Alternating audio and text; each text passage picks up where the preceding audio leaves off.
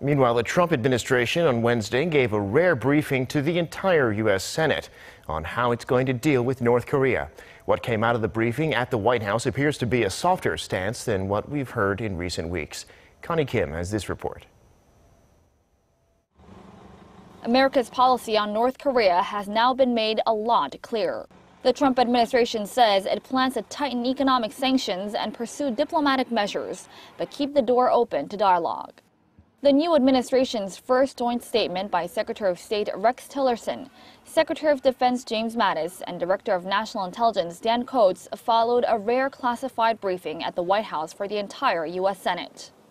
The U.S. has called the North Korea issue an urgent national security threat and a top foreign policy priority, but the administration appears to have pulled back from having, quote, all options on the table, as it said previously.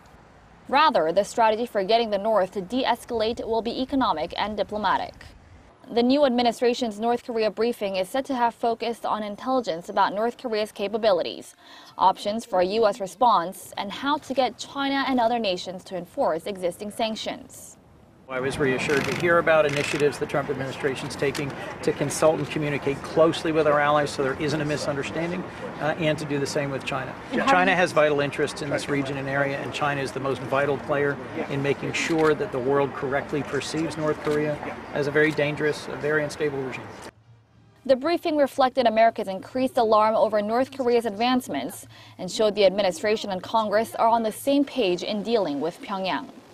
Well, North Korea has to notice him, that the president is trying to build support for his policy with the U.S. Congress.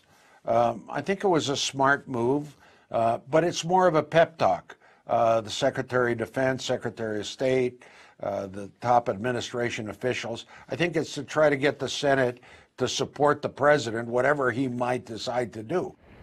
Over in South Korea, the government evaluates the U.S. move as an unprecedentedly strong effort to resolve the North Korea issue and hopes that the UN Security Council meeting in New York will add more momentum in cornering North Korea. Connie Kim, Arirang News.